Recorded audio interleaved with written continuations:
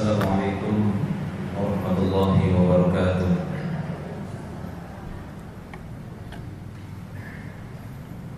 Innal hamdalillah nahmaduhu wa nasta'inuhu wa nastaghfiruh wa na'udzu billahi min shururi anfusina wa min sayyiati a'malina. Man yahdihillahu fala mudilla lahu ومن يضلل فلا هادي له. أشهد أن لا إله إلا الله وحده لا شريك له وأشهد أن محمدا عبده ورسوله صلوات الله وسلامه على نبينا محمد وعلى أهل بيته وأزواجه وأصحابه ومن تبعهم بإحسان إلى يوم الدين.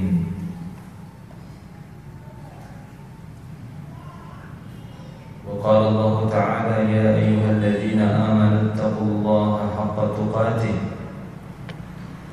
ولا تموتن إلا وأنتم مسلمون. يا أيها الناس اتقوا ربكم الذي خلقكم من نفس واحدة وخلق منها زوجها وبث منهما رجالا كثيرا ونساء واتقوا الله الذي تساءلون به والأرحام إن الله كان عليكم رقيبا. يا أيها الذين آمنوا اتقوا الله وقولوا قولا سديدا يصلح لكم أعمالكم ويغفر لكم ذنوبكم ومن يطع الله ورسوله فقد فاز فوزا عظيما. أما بعد فإن أصدق الحديث كتاب الله وخير الهدي هدي محمد صلى الله عليه وسلم وشر الأمور محدثاتها وكل محدثة بدعة وكل بدعة ضلالة وكل ضلالة في النار. Ma'asyar ummahat wal akhwat rahimani wa rahimakumullahu jami'an. Alhamdulillah, kita bersyukur kepada Allah Subhanahu wa taala atas segala karunia dan nikmat-Nya. Pada pagi hari ini kita dipertemukan kembali oleh Allah Subhanahu wa taala di majelis ilmu yang mulia ini untuk melanjutkan aktivitas pengajian kita, ta'lim kita, menggali ilmu-ilmu syar'i yang telah diturunkan oleh Allah Subhanahu wa taala kepada manusia melalui penjelasan dari utusannya, yaitu Rasulullah sallallahu alaihi wasallam, yang telah menjelaskan secara jelas dan gamblang kepada manusia syariat yang telah Allah Subhanahu wa taala turunkan. Maka kita bersyukur kepada Allah Subhanahu wa taala yang masih memberikan kesempatan bagi kita semua untuk hadir di majelis ilmu, kemudian mendengarkan penjelasan-penjelasan dari Al-Qur'an, dari hadis Nabi sallallahu alaihi wasallam, dan dari para ulama-ulama dari kaum muslimin yang dibacakan di majelis tersebut. Kita akan membahas satu materi yang berkaitan dengan muamalah, yaitu bagaimana berusaha untuk terhindar dari lilitan utang, tajannubud duyun. Ini kaifiyah tajannubid duyun, cara untuk terhindar dari lilitan atau penjeratan hutang.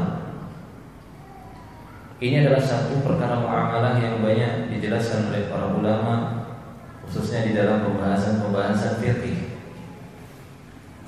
Tapi di sini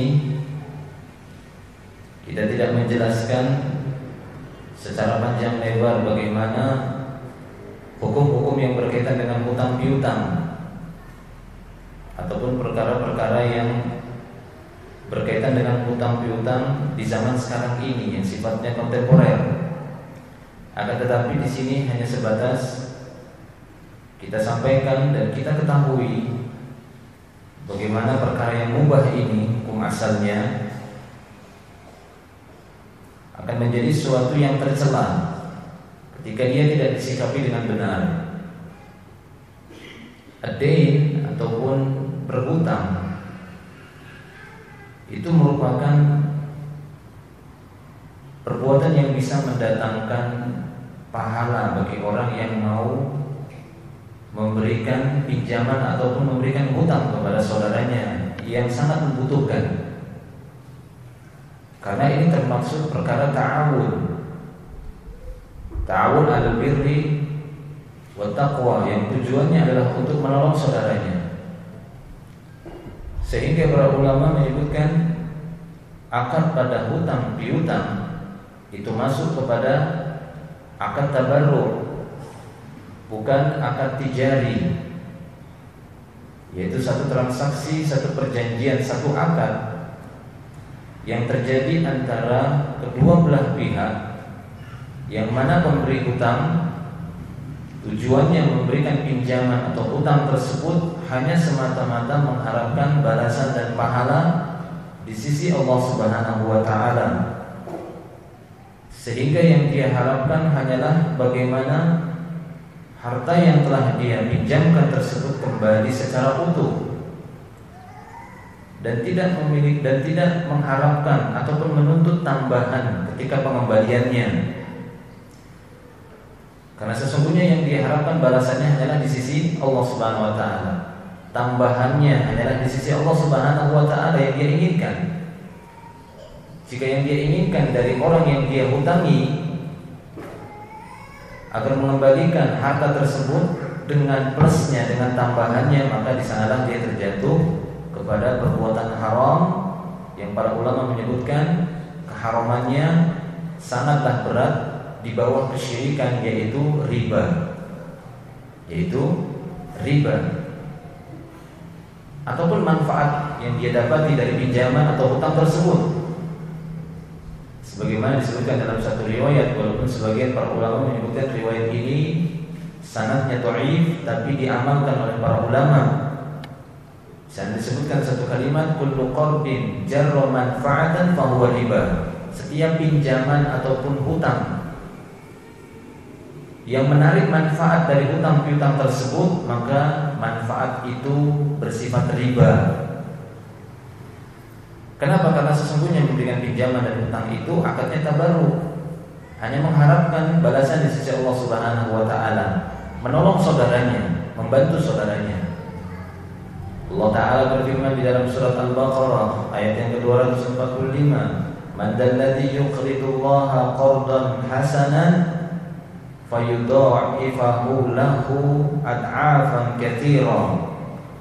Kata Allah Subhanahu wa taala, siapakah yang mau memberikan pinjaman yang baik kepada Allah, jadi memberikan bantuan kepada manusia, mengeluarkan harta untuk membantu orang lain di jalan Allah, membantu kaum muslimin, membantu agama Allah, maka ini termaksud memberikan pinjaman kepada Allah. Allah meminjam harta kita, kemudian nanti akan membalasnya dengan balasan yang sangat banyak berlipat ganda.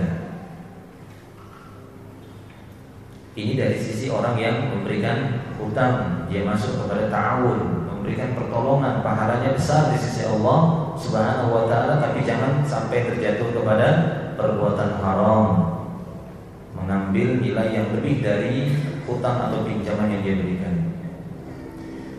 Tapi dari sisi orang yang berhutang, maka juga harus memiliki adab, tidak menjadikan penopang kehidupannya dengan gali lubang tutup lubang. Jadi menjadikan penopang kehidupannya dengan hutang. Kenapa? Karena sesungguhnya di sana tidak kita pungkiri, walaupun ini perkara yang mubah, dan para ulama mengatakan ini merupakan wasilah, hukumnya berubah-ubah sesuai dengan tujuannya. Apa tujuan dia berhutang? Kalau memang tujuannya baik, maka dia akan mendapatkan kebaikan. Tapi kalau tujuannya tercela, tujuannya buruk, maka dia akan mendapatkan keburukan. Terkadang status hutang piutang ini bisa wajib. Ketika seorang aghnia, ketika seorang yang kaya, seorang yang mampu memberikan pinjaman dan hutang kepada seorang yang sangat terdesak dan sangat membutuhkan, dalam kondisi yang sangat darurat, apakah berkaitan dengan kebutuhan pokoknya ataukah berkaitan dengan nyawa seseorang, dia meminta dipinjami uang, tapi dia tidak memberikannya padahal dia mampu, maka pada saat itu orang yang mampu tersebut jatuh kepada hukum wajib, karena dia mampu pada saat itu untuk membantu seorang yang sangat terdesak dalam keadaan darurat, tapi dia tidak mau memberikan bantuan. Nah, di sini juga dia terjatuh kepada perbuatan dosa, karena dia telah sampai kepada tingkatan wajib dia memberikan pertolongan, dan dia tahu seorang yang datang mungkin karena mendapati bahwasanya dia sedang dalam keadaan tidak memiliki sesuatu apapun, hartanya ludes habis. Kemudian dia meminta pinjam, mungkin dikenal selama ini dia adalah orang yang berkecukupan, tapi tiba-tiba datang kemudian minta dihutangi untuk makan anak istrinya, kemudian tidak diberikan. Maka orang yang tidak memberikan itu padahal dia mampu, dia bisa terjatuh kepada perbuatan dosa. Jadi hutang piutang ini juga berkaitan dengan kasus per kasus. Ya, kadang dia bisa terjatuh kepada perkara yang haram. Kapan dia terjatuh kepada perkara yang haram? Ketika dia berhutang untuk satu tujuan yang haram juga. Dia berhutang, kemudian setelah mendapati itu, dia manfaatkan harta yang dia pinjam, yang dia hutangi tadi, dia manfaatkan untuk perkara yang haram juga. Maka jelas dia berhutang di sini adalah perkara yang terlarang.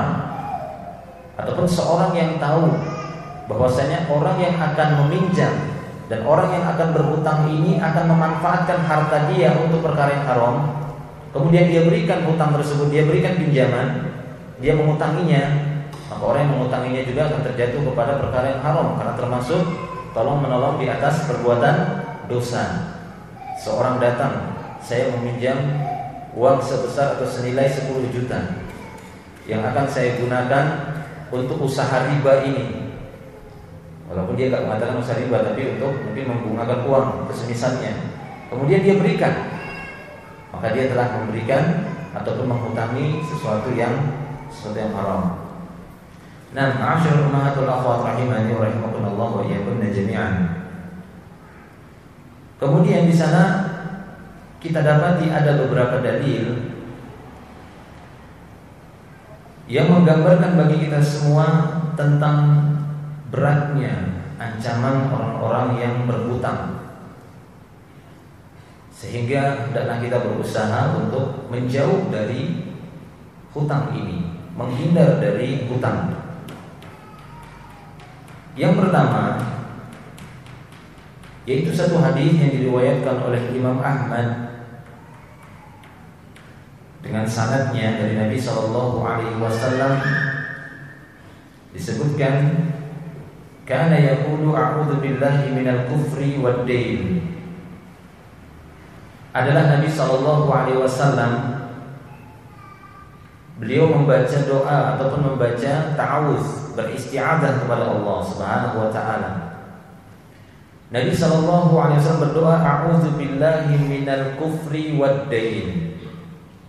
Ya Allah, aku berlindung kepadamu dari kekufuran dan dari hutang.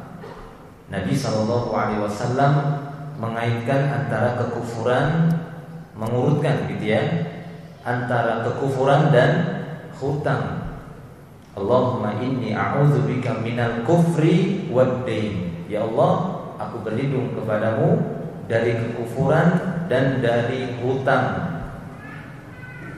Nah, di sini para ulama menjelaskan bahwasanya terkadang perbuatan berhutang ini bisa mengantarkan ataupun mengarahkan seorang kepada perbuatan kufur.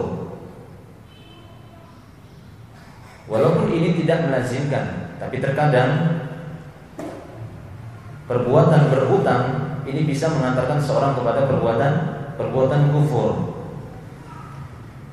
Itu dilihat dari kondisi dan kasus-kasusnya. Sehingga Nabi SAW mengaitkan meminta perlindungan kepada Allah Subhanahu wa taala dari kekufuran dan dari hutang. Karena seorang yang terlilit hutang bisa jadi lambat laun, lama kelamaan dia bisa terjatuh kepada kekufuran. Hal seperti ini bisa saja terjadi karena kondisi orang yang berhutang terkadang mampu menjadikan kejiwaannya dan keimanannya melemah. Akhirnya apa? Akhirnya dia akan melakukan segala sesuatu yang terpenting. Dia bisa terbebas dari hutangnya tanpa harus memperdulikan bagaimana kondisi keimanannya. Yang akhirnya waliyadzubillah, kadang kita dapati orang-orang yang terlilit hutang, akhirnya mereka harus menjual murah imannya, waliyadzubillah. Sehingga Nabi SAW menyebutkan di dalam doanya, a'udzubillahi minal kufri wad-dain. Nah, kemudian di dalam riwayat hadis yang lain yang diriwayatkan oleh Imam Bukhari dan selainnya dengan sanadnya bahwasanya Rasulullah SAW kana yaqulu fi du'aihi, Allahumma inni a'udzubika minal hammi wal hazani wal ajzi wal kasali wal jubni wal bukhli wad dara'id daini wa ghalabatir rijal. Nabi SAW beristi'adzah dari kedelapan perkara yang mana Nabi SAW meminta perlindungan kepada Allah dari 8 perbuatan atau dari 8 sifat ini. Apa itu? Al-ham, wal hazan, wal ajaz, wal kasal, wal jubn, wal bukhl, wa dara'id dain, wa ghalabatir rijal. 8 disebutkan. Ya Allah, sesungguhnya aku berlindung kepadamu dari minal hammi wal hazan, dari kegundahan dan kesedihan. Wal ajzi wal kasli, aku berlindung kepadamu dari kelemahan dan malas. Al ajz itu lemah, cepat berputus asa. Wal kasl dan malas, aku berlindung kepadamu minal jubni wal bukhl, aku berlindung kepadamu dari sifat pengecut dan pelit. Dan yang terakhir dia mengatakan wa dhala'id daini wa ghalabatir rijal, aku berlindung kepadamu dari himpitan hutang dan dikalahkan oleh manusia, dikalahkan oleh musuh. Wa ghalabatir rijal. Nah, ma'asyiral ummahatul akhwat rahimani wa rahimakumullah wa iyyakunna jami'an. Jika kita melihat dari doa Nabi sallallahu alaihi wasallam di mana Nabi SAW di dalamnya meminta perlindungan kepada Allah Subhanahu wa taala, satu dari kedelapan sifat yang disebutkan oleh Rasulullah adalah dola'id dain, meminta perlindungan kepada Allah Subhanahu wa taala dari himpitan hutang. Yang pertama, Nabi SAW meminta perlindungan kepada Allah dari ham wal hazan. Aku berlindung kepada Allah Subhanahu wa taala, aku berlindung kepadamu ya Allah dari kegundahan dan kesedihan, gundah gulana yang mengakibatkan jadinya sedih. Kalau sekarang istilah kita apa kalau kegundahan itu apa? Galau, galau katanya, sering dengar tuh, lagi galau katanya. Baik, Allahumma inni a'udzubika minal ham. Ya Allah, aku berlindung kepadamu dari kegundahan, dari galau. Wal hazan, setelah itu akan mengakibatkan kesedihan. Orang yang gundah gulana terus, dalam keadaan galau, lama-lama apa? Lama-lama dia bersedih. Akhirnya dia sedih, nggak tahu apa yang dia sedihkan. Maka Nabi SAW berlindung dari 2 sifat buruk ini. Wal ajz wal kasal. Kemudian beliau meminta perlindungan kepada Allah Subhanahu wa taala dari al ajz. Al ajz itu lemah, ya, tidak semangat, tidak hirs. Makanya Rasulullah dalam satu hadis, beliau sallallahu alaihi wasallam memerintahkan kita untuk tetap semangat. Ihris, kata Rasulullah, ala ma yanfa'uka. Semangatlah kalian untuk mendapatkan apa saja yang bermanfaat untuk kalian. Semangat. Jadi harus semangat untuk mendapatkan apa saja yang bermanfaat untuk kita. Apa yang bermanfaat untuk kita? Apa yang bermanfaat untuk kita? Yang paling utama adalah harta. Iya, benar kan? Apa yang paling bermanfaat untuk kita? Ilmu. Inilah yang paling bermanfaat, inilah yang paling utama. Semangat kita untuk mencarinya, menggapainya, memperolehnya. Ihris ala ma yanfa'uka. Rasulullah tidak mengatakan ihris ala husulul ilmi, semangatlah untuk mencari ilmu. Tapi Rasulullah lebih kepada sifat umum. Semangatlah untuk mendapatkan apa saja yang bermanfaat untuk kalian. Apakah itu jelas? Yang paling utama ilmu sangat bermanfaat untuk kita. Harta demikian juga, jangan semangat cari harta saja tapi ilmu tidak. Karena sesungguhnya harta ini bisa dikelola dengan baik ketika seorang itu memiliki ilmu yang benar, ilmu yang baik diamalkan. Dan banyak hal-hal yang bermanfaat yang lainnya yang bisa kita raih, kita ambil dengan semangat. Nah, setelah itu apa kata Rasulullah? Wala ta'jaz. Semangatlah untuk mendapatkan apa yang bermanfaat. Dan jangan ajas, kata Rasulullah, jangan loyo, malas kan gitu ya. Bukan malas ya, nggak punya semangat gitu ya. Al-ajas itu nggak ada semangatnya.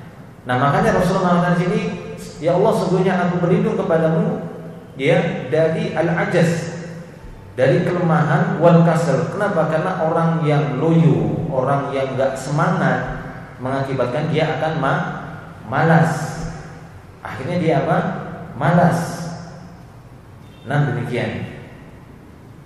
Wal jubni wal bukhli. Dan sesungguhnya aku berlindung kepadamu dari sifat jubn, pengecut. Wal bukhl, pelit. Al jubn itu pengecut, yaitu takut terhadap dirinya. Itu jubn. Takut ada apa-apa pada dirinya, takut cedera gitu ya, menakutkan sesuatu. Dia takut terhadap dirinya, tertimpa sesuatu, maka ini pengecut. Al-jubn. Kalau bukhl itu takut pada hartanya, itu bukhl, bakhil. Beda dua ini ya. Tapi digantikan oleh Rasulullah sallallahu alaihi wasallam.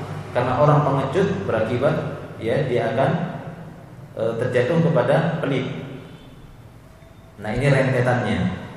Kemudian Nabi sallallahu alaihi wasallam berlindung kepada Allah dari dola'id dain, yaitu tertimpa hutang. Wa ghalabatir rijal, dan dikalahkan oleh manusia. Nah, dua hal ini juga berkaitan. Ya Allah, aku berlindung kepadamu dari lilitan hutang dan dikalahkan oleh manusia. Kenapa? Karena sesungguhnya orang yang terlilit hutang itu kan dikejar-kejar. Iya atau tidak? Orang yang terlilit hutang itu akan dikejar-kejar oleh manusia.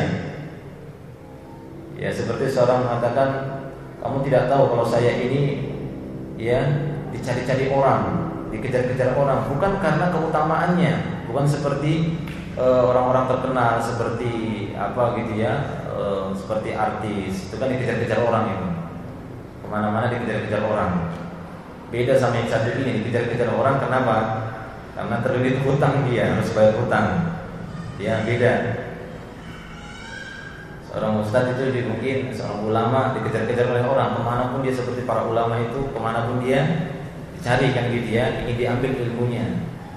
Ya, seorang yang mungkin memiliki keutamaan lah akan dikejar-kejar oleh manusia. Beda yang satu ini, kejar-kejar manusia supaya mau melunasi hutangnya. Nah, dola'id dain wa ghalabatir rijal. Ya Allah, aku berlindung kepadamu dari lilitan hutang dan dikalahkan oleh manusia. Akhirnya hidupnya akan menjadi sempit. Kemana-mana dia akan merasa takut. Kenapa? Karena saking banyaknya hutangnya di mana-mana. Nah, jadi ini beberapa dalil yang menunjukkan bahwasanya seyogianya kita berusaha untuk menghindar dari hutang, kecuali memang pada kondisi-kondisi yang sangat-sangat dibutuhkan dan sangat mendesak. Bukan berarti ini perkara yang terlarang dari hukum asalnya, tidak. Seperti yang kita sebutkan di awal tadi, ini bergantung dengan tujuannya. Ya, karena sesungguhnya ini berkaitan dengan perkara yang mubah. Ya, perkara mubah itu merupakan wasilah, tergantung apa tujuannya. Nah, ma'asyiral ummahat wal akhwat rahimani wa rahimakumullah wa iyyakum jami'an. Dan kemudian di antara dalil yang lainnya yang menyebutkan ancaman bagi orang-orang yang berhutang ini, yaitu sabda Nabi SAW dalam satu hadis, yang mana hadis ini menjelaskan bahwasanya perkara hutang ini adalah perkara yang tidak akan pernah selesai begitu saja dengan meninggalnya seseorang kemudian dianggap selesai. Tidak, maka ini akan tetap terus berlanjut sampai hari kiamat. Nah, ini bahayanya kalau orang bermudah-mudahan hutang. Kan begitu ya, bermudah-mudahan berhutang. Kalau tadi dia berhutang karena untuk menghidupi kebutuhan anak istrinya, makan susah, kan begitu ya, ataupun untuk kebutuhan pokok yang lainnya. Tapi ini tidak. Kita dapati di akhir-akhir zaman ataupun di masa-masa kita sekarang ini, ya, dengan banyaknya lembaga-lembaga, instansi pun membuka peluang bagi manusia, khususnya bagi kaum muslimin untuk berhutang ria. Ya, untuk berhutang ria, bersenang-senang dengan hutang, membanjiri kehidupannya dengan hutang. Alhamdulillah. Ya, dia sirami kehidupannya bukan siraman rohani tapi siraman hutang. Kenapa demikian? Karena kita dapati manusia berlomba-lomba untuk memperlihatkan, ya, keglamuran hidup, kemewahan, sehingga orang-orang pun saling berlomba-lomba untuk memamerkan kemewahan dunia satu dan yang lainnya, menampakkan hartanya kepada orang lain. Padahal kalau mau ditilik ataupun diselidiki, ternyata semuanya bunyinya tang-tang atau dit-dit, ngutang alias kredit. Ya, rumah kredit. Ustaz, ini mendesak Ustaz. Apanya yang mendesak? Beli rumah. Loh, saya aja masih ngontrak kok. Saya aja masih ngontrak, gak pernah saya mengatakan ini perkara yang darurat. Beli rumah harus ngutang. Ini bukan darurat. Kan begitu ya, ini bukan darurat. Beli rumah, ngutang. Kalau seandainya kita katakan, ya, memiliki rumah itu adalah perkara yang darurat, ya, kasihan orang-orang yang ngontrak, kan begitu ya. Bukan, yang terpenting adalah memiliki tempat, punya tempat tinggal, walaupun tidak dia miliki gitu ya, tapi punya tempat tinggal, ada tempat tinggalnya yang melindungi dia dari panas, ya, dari hujan, dari angin dan yang semisalnya. Auratnya tertutup dengan adanya rumah itu, apakah dengan dia beli, kan gitu ya, ataukah dengan dia sewa, bukan dengan berhutang, didit, kredit, kan begitu ya.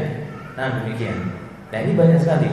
Kalau tadi misalnya, ya, kredit rumah tersebut, ya, dengan akad-akad sesuai dengan syariat, karena dia masuk kepada hutang piutang yang tujuannya adalah untuk menolong, maka ini tidak masalah. Ada seorang punya rumah, dia jual rumahnya dengan harga 200 juta. Ada seorang yang ingin membelinya tapi tidak bisa dengan kontan. Kemudian yang memiliki rumah tadi ingin membantunya dengan melakukan akad tabarru ini, yaitu memberikan hutangan, artinya pembayaran yang ringan. Ya, maka ini silahkan. Ya sudah, berapa saja kamu bayar, begitu ya, nanti saya terima. Maka ini tidak masalah. Akan tapi ini juga merupakan satu kekhawatiran, karena ini perkaranya sampai hari kiamat. Seperti yang kita sebutkan tadi, berhutang ria, rumah kredit, mobil kredit, begitu ya, perabotan rumah tangga, mesin cuci kredit, apalagi kredit. Untung nggak sendal kredit. Sendal kredit itu nanti bunyinya nanti sudah setiap diinjek dit gitu kan. Motor kredit, ya, barang-barang perawatan kursi, sofa kredit, meja kredit, lemari kredit, tempat tidur untuk suami istri juga kredit. Alhamdulillah nggak bunyi dit gitu ya tempat tidurnya. Nah, demikian. Nah, di sini ada satu hadis Nabi sallallahu alaihi wasallam bersabda, ya. Apa kata Nabi sallallahu alaihi wasallam? Al-qatlu fi sabilillah yughfaru kullu syai'in illa ad-dain. Seorang yang terbunuh di jalan Allah fi sabilillah, yaitu mati di medan jihad sekalipun, seorang yang mati syahid di medan jihad, maka segala sesuatu itu akan diampuni dosanya kecuali utang. Dia dianggap habis, gak ada masalah.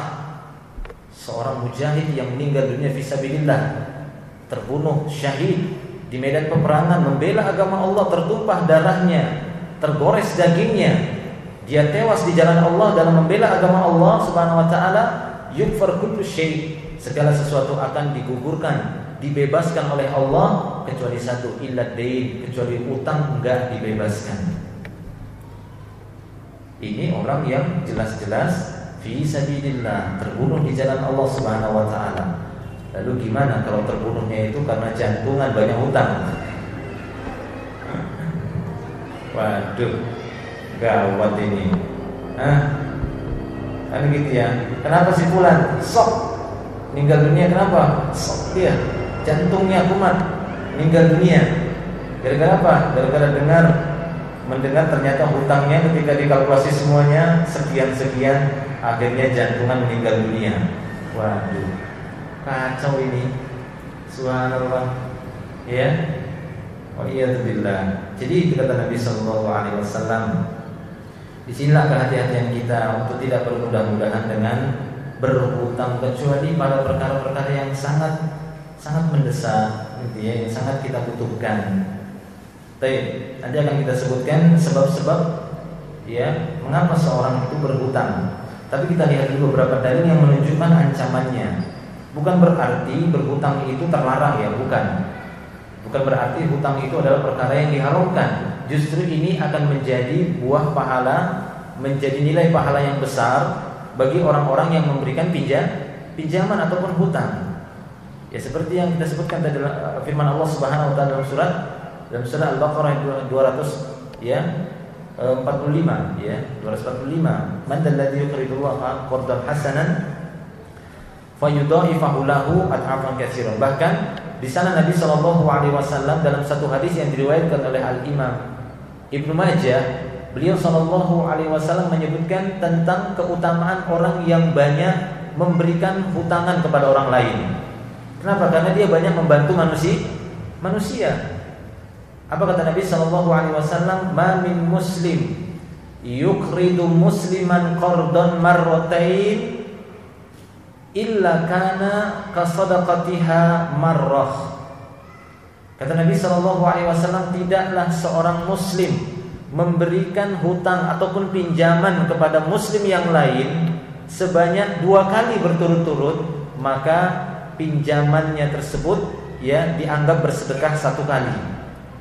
Dia dianggap bersedekah satu kali. Misal begini, Pak, saya mau pinjam uang Pak, berhutang. Berapa? 1 juta Pak. Saya butuh sekali untuk gini-gini. Oh ya sudah, dikasih 1 juta. Ya, nanti saya lunasi. Ya, tanggal sekian-sekian saya lunasi. Oh ya sudah, diberi pinjaman. Sebelum datang ataupun sebelum jatuh temponya datang lagi Pak, nambah lagi dong Pak. 1 juta lagi atau 2 juta lagi. Kenapa? Ternyata masih begini belum Pak. Tolong Pak, ini sangat mendesak, kalau tidak begini. Ya sudah, dia kasih lagi 2 juta. Maka orang yang memberikan pinjaman seperti ini telah dianggap, ditulis pahala di sisi Allah, telah bersedekah 1 kali. Ya, dianggap dia bersedekah 1 kali dengan nilai itu, dengan nilai hutangan atau pinjaman yang dia berikan.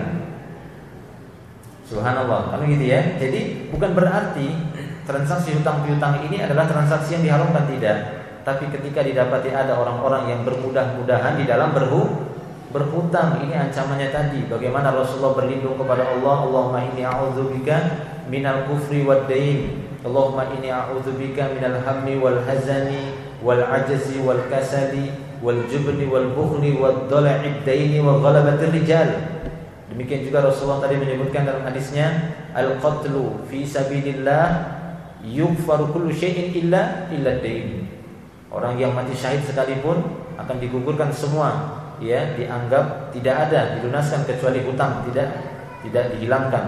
Nah, demikian juga di dalam hadis yang lain disebutkan bahwasanya dari Aisyah radhiyallahu anha, ya, diriwayatkan oleh Imam Bukhari dan Imam Muslim dengan sanadnya dari jalur Aisyah radhiyallahu anha. Aisyah radhiyallahu anha dia berkata, karena Rasulullah sallallahu alaihi wasallam yad'u fi shalat fayaqul Allahumma inni a'udzubika minal ma'sam wal maghram.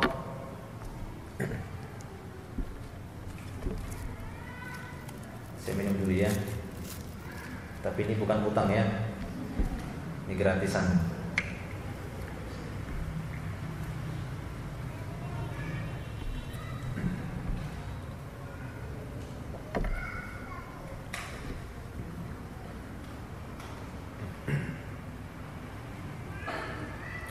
Kata Aisyah radhiyallahu anha, adalah Rasulullah sallallahu alaihi wasallam beliau berdoa di dalam salat. Ya, jadi beliau sering berdoa di dalam salatnya. Maksudnya di akhir salat itu loh. Sebelum salam. Ya, biasanya beliau akan membaca doa ini sebelum beliau salam. Ya, setelah baca tahiyat, membaca selawat, kemudian beliau akan banyak berdoa, dan di antara doa yang sering beliau sebutkan di dalam salat, Allahumma inni a'udzubika minal ma'sam wal maghram. Maghram itu dari kata gharama, gharima. Tahu gharim ya? Orang yang terlilit hutang. Ya, orang yang terlilit hutang karena dia salah satu jenis ataupun salah satu dari 8 ansaf yang boleh diserahkan zakat kepadanya, yaitu seorang yang gharim, seorang yang terlilit hutang. Nah, demikian. Nah, Nabi SAW didapati di dalam sholatnya banyak berdoa kepada Allah, meminta perlindungan kepada Allah Subhanahu Wa Taala dari maghram. Allahumma inni a'udzubika minal ma'sam wal maghram. Ya Allah, aku berlindung kepadamu dari perbuatan dosa, dari dosa ma'sam, wal maghram, dan dari hutang. Ya, dari hutang. Jadi sangat banyaknya beliau menyebutkan doa itu sampai-sampai ada seorang laki-laki bertanya kepada Rasulullah karena saking seringnya Rasulullah berdoa di dalam sholatnya meminta perlindungan kepada Allah Subhanahu Wa Taala dari al-maghram ini, dari terlilit hutang.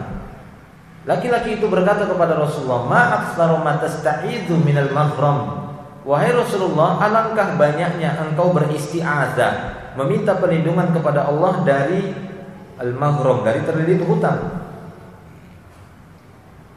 Maka apa jawaban Nabi SAW ketika beliau ditanya, kenapa engkau banyak sekali berdoa supaya dilindungi dari hutang, dari lilitan hutang?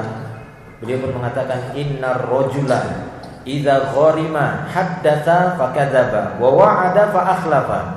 Karena sesungguhnya seseorang yang terlilit hutang, apabila dia berbicara maka dia akan dusta. Ini kalau orang-orang yang gharim ini ya, idza gharima, orang yang benar-benar sangat terlilit hutang. Gharim itu benar-benar sangat dililit hutang, didesak oleh hutang, banyak sekali hutangnya. Nah, orang-orang seperti ini haddatsa fakadzaba, jika dia berbicara dia akan dusta. Ya, wa wa'ada fa akhlafa, apabila dia berjanji maka akan dia ingkari. Bahkan ya, ini termasuk sifat-sifat munafik. Nah, inilah kata para ulama bahwasanya orang yang bermudah-mudahan di dalam yang berhutang ini bisa mengakibatkan rusaknya akhlaknya dan rusaknya sosial kemasyarakatannya. Apalagi negara-negara yang suka hutang. Ya, negara suka hutang. Berhutang bukan untuk satu kebutuhan yang sangat mendesak, kan gitu ya. Ngutang. Ini akan bisa mengakibatkan negara itu akan menjadi negara yang kere, gitu ya, negara yang miskin, terlilit hutang, yang mana Rasulullah berlindung kepada Allah dari maghram ini. Ya, akhirnya akan menjadikan rakyatnya melarat, karena menjadikan kehidupan itu di negara tersebut berjalan dengan hutang. Waliyadzubillah. Ya, harus bersabar kan gitu ya, dengan apa adanya. Jadi hendaklah kita menjadi orang-orang yang qanaah, bersyukur dengan apa yang Allah Subhanahu Wa Taala berikan. Terlebih lagi juga dalam skala rumah tangga, terutama bagi para istri, hendaklah mereka bersabar dengan pembiayaan yang diberikan oleh suaminya, dengan penghasilan yang didapati oleh suaminya. Karena dalam satu hadis Nabi sallallahu alaihi wasallam beliau bersabda, "Innallaha la yanzur ila imra'atin la tashkur li zawjiha wa hiya la tastaghni anhu." Ya, Nabi sallallahu alaihi wasallam bersabda, kama qala sallallahu alaihi wasallam, sesungguhnya Allah Subhanahu wa taala tidak akan memandang seorang istri yang tidak pernah berterima kasih sama suami. Padahal sang istri itu sangat membutuhkan bantuan sang suaminya untuk membiayai dia, tapi nggak pernah bersyukur. Setiap dikasih tidak pernah mengucapkan terima kasih, tidak pula pernah menampakkan rasa puas, qanaah, terima kasih, selalu saja kurang terus, kok sekian kurang. Akhirnya Allah Subhanahu wa taala tidak memandang wanita seperti ini. Ya, tidak memandang wanita seperti ini. Rasulullah sallallahu alaihi wasallam dalam hadis yang lain bersabda, "Qad aflaha man aslama wa ruziqa kifafan wa qanna'ahu Allahu bima atah." Sungguh beruntunglah orang-orang yang telah memeluk agama Islam. Mereka diberikan rizki yang cukup, kemudian Allah menjadikan dia menjadi orang yang puas dan qanaah dengan apa yang Allah berikan kepadanya. Jadi, ya, hendaklah kita menjadi orang-orang yang qanaah dengan apa yang Allah berikan. Jangan merasa tidak puas. Akhirnya apa? Ketidakpuasan seseorang dengan rizki Allah yang Allah berikan kepadanya, akhirnya apa? Akhirnya akan mendorong mereka untuk berpikir gimana caranya supaya puas nafsunya, kan gitu ya. Maka ada satu jalan alternatif yang dilakukan oleh banyak orang, yaitu hutang. Begitu ya, Mas, apa dek? Tuna tetangga itu. Kenapa? Itu mobilnya baru lagi itu, nah. Apa sih mobilnya? Itu Honda Ngeprit, misalnya. Alhamdulillah bukan Honda ngedit gitu ya. Ya sudah lah, biar aja kita ini kijang lama gitu ya. Tapi kijang kita ini susah. Kenapa? Masih separuh jalan sudah terberak-berak. Loh iya, itu kan kijang asli. Ini kan itu kan kijang hewan gitu ya. Ini kijang kita kan kijang mobil, kijang. Ya, jangan beli kijang asli ya. Beli kijang yang palsu. Kalau beli kijang asli nanti susah naikinnya. Baru separuh jalan dia sudah susah naikinnya juga kalau kijang asli.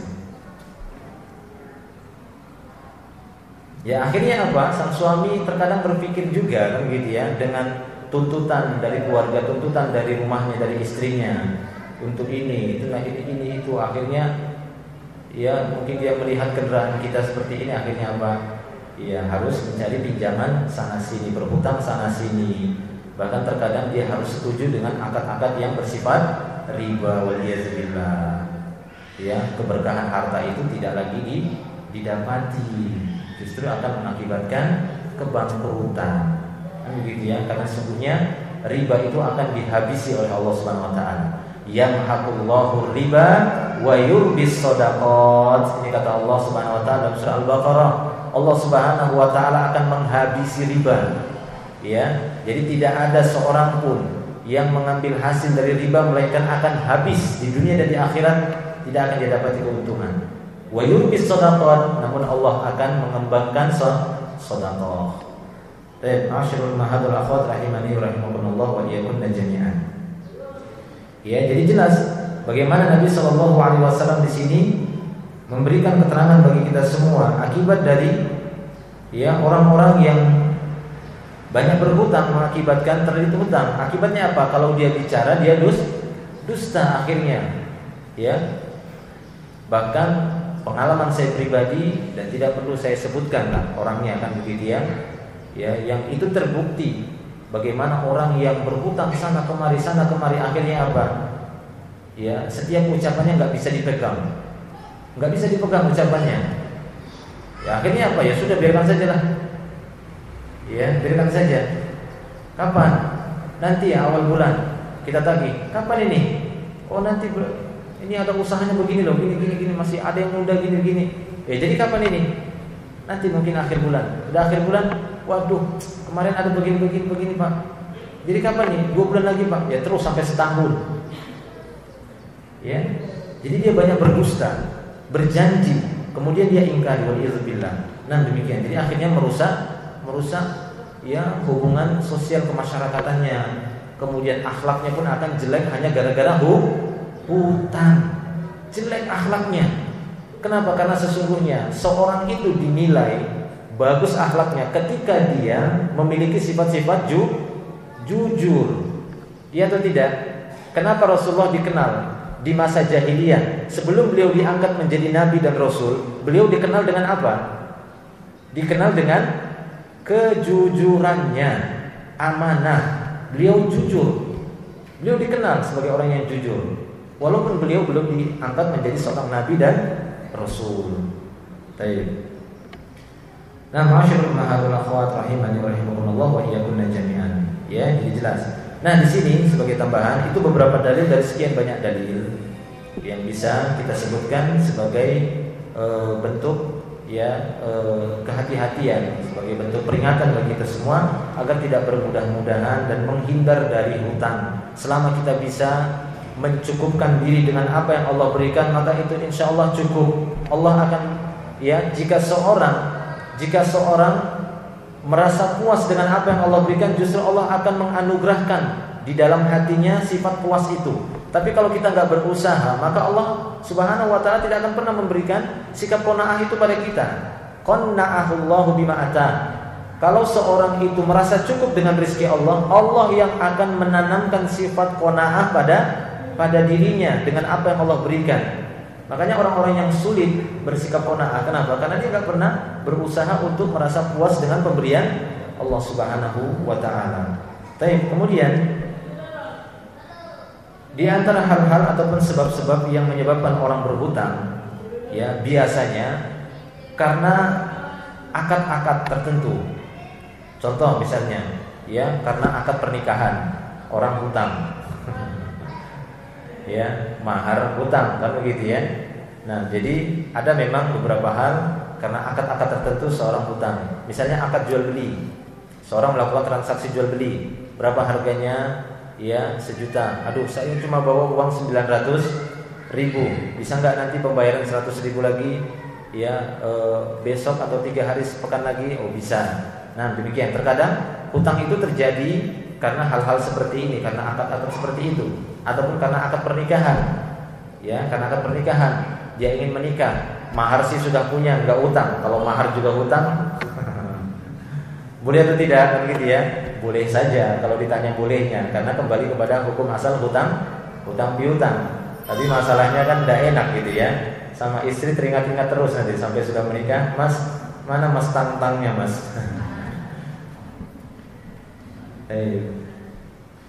Ya, jadi biasanya hutang piutang terjadi seperti itu karena akad-akad seperti itu. Nah, demikian. Ataupun terkadang ya hutang piutang itu terjadi ya kalau nikah itu mungkin untuk acara walimahnya kan begitu ya. Supaya orang tahu bagaimana walimah kita.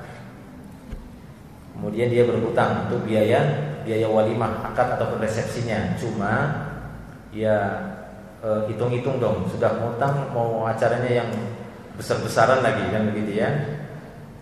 Satu negara mau diundang tapi utang. Satu kampung. Ya yang wajar saja, yang sederhana saja.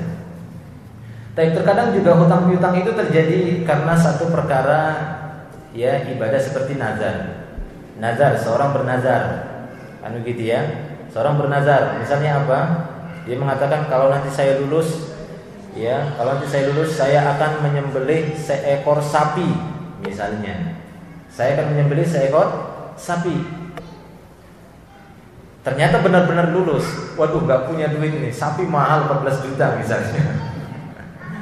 Ya, dia lulus, misalnya lulus kalau saya masuk ke perusahaan ini atau kalau saya lulus pegawai negeri misalnya, saya ya akan menyembelih seekor sapi. Ternyata diterima dia pegawai negeri. Dilihat gajinya berapa?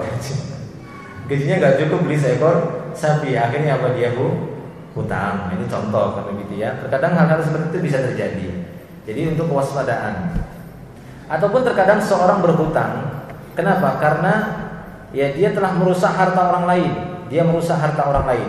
Apakah karena dia dititipi barang? Dia dititipi barang. Ini tolong ya, saya nitip motor. Kan begitu ya. Karena saya mau safar, mau pulang kampung selama 1 bulan. Ini titip motor di sini. Ya, kemudian oh iya nggak apa-apa, saya bersiap. Ya, kemudian setelah orang ini pergi misalnya safar ataupun pulang kampung, pulkam gitu ya, pulang kampung. Ya, motor tersebut dia jatuhkan kan begitu ya, mungkin karena dia pindah, dia jatuhkan ataupun karena keteledorannya akhirnya dia bermain-main api dekat motor di rumah itu meledak kan begitu ya, terbakar motornya, akhirnya dia pun harus memberi penggantian karena itu kesalahan dia, keteledoran dia. Dia diberikan amanah tapi tidak menjaga itu. Akhirnya dia pun harus berhutang mengganti motor tersebut ya, ataupun karena hal-hal yang lainnya. Ya, atau misalnya dia memakai satu barang orang dia pinjam gitu ya. Pinjam ya barangnya kemudian dia rusak dan tidak mungkin dia mengembalikan dengan rusak, dia harus mengembalikan dalam keadaan yang utuh, maka dia pun harus berhutang untuk mengembalikan barang orang yang dia pinjam tadi. Ataupun hutang piutang itu bisa terjadi karena dia menanggung pembiayaan seseorang. Dia menanggung pembiayaan seseorang. Contoh apa? Contoh misalnya seorang yang sudah berjanji, saya akan membiayamu selama 3 tahun. Ya, dalam studimu kan begitu ya. Dia belajar mungkin, saya akan biayai kamu selama 3 tahun. Baru setahun ternyata dia tidak mampu untuk melanjutkan. Kan begitu ya. Sementara dia sudah berjanji, sehingga dia pun harus berhutang untuk memenuhi janjinya ini, membiayai sampai 3 tahun ataupun sebab-sebab yang lainnya. Nah, demikian. Ini secara umum. Akan tetapi sudah kita jelaskan tadi bagaimana kita berusaha untuk menjauhkan diri dari hutang, kecuali memang pada kondisi-kondisi yang sangat-sangat mendesak sekali. Kita lihat bagaimana Rasulullah SAW berhutang karena untuk apa? Karena untuk biaya makan beliau. Beliau berhutang menggadaikan baju perangnya hanya untuk menggadaikan baju perangnya kepada seorang Yahudi. Hanya untuk apa? Untuk mendapatkan beberapa potong roti saja. Coba lihat hutangnya Rasulullah. Beda sama kita. Ya, kita dapati kaum muslimin saat ini saudara-saudara kita berhutang ya bukan untuk kebutuhan-kebutuhan yang sangat mendesak, kebutuhan pokok, akan tapi mereka berhutang hanya untuk berlomba-lomba gitu ya, dengan kemewahan-kemewahan, dengan sesuatu yang bukan sangat mendesak. Padahal dia masih bisa berjalan dengan kedua kakinya, dia masih bisa berjalan dengan sepeda motornya, kan begitu ya. Dia masih bisa mungkin tinggal di rumah yang dia sewa, yang cukup layak untuk dia tinggal. Ataupun dia masih bisa memakai kursi yang sederhana, dia masih bisa menggunakan kedua tangannya untuk menggosok bajunya, mencuci bajunya. Ya, akan tapi dia lebih suka dengan hutang mesin cuci. Kan begitu ya. Ya, ataupun hal-hal yang lainnya. Nah, ma'asyiral ummahatul akhwat rahimani wa rahimakumullah wa iyyakum jami'an. Ini mungkin sebatas yang bisa kita sampaikan di dalam pertemuan kali ini. Terakhir di sini ya, sebab-sebab ya seorang berhutang, tapi ini sebab-sebab tercela. Apa itu? Pertama, malas. Sudah sebutkan ya. Malas. Ya, banyak sekali orang-orang yang berhutang, atau ada kita dapati orang-orang yang suka hutang sana hutang sini. Kenapa? Karena memang dia malas untuk mencari nafkah. Akhirnya apa? Hutang sana sini tercela seperti ini. Berhutang seperti ini adalah berhutang yang tercela, begitu ya, malas. Ataupun apa? Ya malas kerja kan gitu ya, atau tidak menganggur, tidak memiliki pekerjaan. Ini tercela, enggak mungkin kan gitu ya. Seorang muslim itu tidak mungkin tidak bisa mendapatkan pekerjaan. Tidak ada istilahnya dalam Islam itu nganggur. Pernah enggak kita dapati ya permasalahan kontemporer seperti ini? Sekarang ini kan pemerintah ini lagi sibuk untuk menanggulangi ya nilai pengangguran jumlah, untuk mengurangi jumlah pengangguran di Indonesia. Padahal sebenarnya kalau kita ingin melihat bagaimana yang terjadi di masa Rasulullah, itu tidak pernah musibah seperti ini terjadi. Sahabat itu nganggur, gak ada kerjaan. Tidak pernah mereka mengeluh gak ada kerjaan. Rasulullah gimana gak ada kerjaan, kan gitu ya. Karena sesungguhnya segala sesuatu itu bisa menghasilkan kalau memang mereka mau berusaha. Tapi mungkin karena ya malas berusaha dan cepat berputus asa. Nah, kemudian berhutang yang tercela ini juga bisa dengan sebab perbuatan israf. Apa itu israf? Berlebih-lebihan di dalam membelanjakan harta. Ya, wa kulu washrabu wala tusrifu, innallaha la yuhibbul musrifin. Silahkan kalian makan dan minum dan jangan berbuat israf, melampaui batas, tabdzir. Nah, ini juga. Ini telah kita bahas dulu ya, telah berlalu pembahasannya dalam beberapa pertemuan yang telah lalu. Bagaimana perbuatan ini juga perbuatan tercela yang akibatnya seorang akan berhutang sana sini gara-gara apa? Ketika dia memiliki harta, dia tidak membelanjakannya dengan adil. Dia membelanjakannya dengan melampaui batas, akhirnya habis hartanya, kemudian dia pun harus berhutang. Wallahu a'lam bishawab. Mungkin ini yang bisa kita sampaikan. Dan di antara sebab-sebab berhutang tadi sudah kita sebutkan, di antaranya yang beberapa poin tadi. Semoga bisa menjadi tambahan ilmu yang bermanfaat untuk kita semua. Wallahu a'lam bishawab. Ya, silahkan kalau oh ya.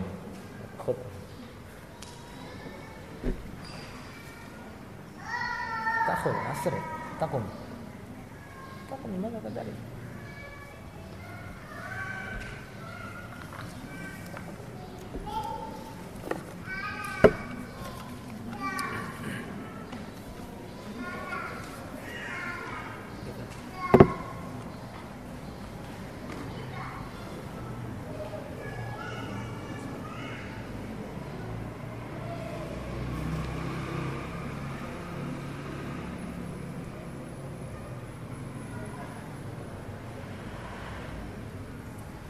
Ini ada pertanyaan, Ustaz, apakah istri berdosa bila menabung uang tanpa seizin suami dengan niat untuk menyelamatkan ya atau untuk menghemat ya, menyelamatkan harta, karena suami yang royal dan suka menghambur-hamburkan uang buat hal-hal yang tidak dibenarkan dan suka berhutang kalau sudah tidak ada uang, dan uang riba, suka hutang uang riba maksudnya, walaupun sudah diingatkan oleh si istri.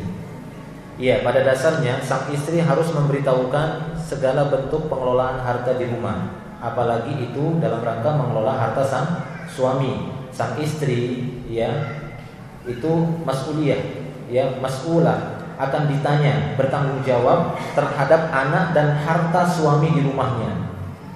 Jadi setiap harta yang ditinggalkan oleh suami di rumahnya, ya apakah itu berupa uang dan yang semisalnya, maka sang istri hanya diberikan kewajiban untuk menjaga mengelolanya, bukan untuk memilikinya. Kecuali sang suami secara off-nya sudah memberikan ini kepada sang istri, maka sang istri diperbolehkan untuk memilikinya. Paham ini ya?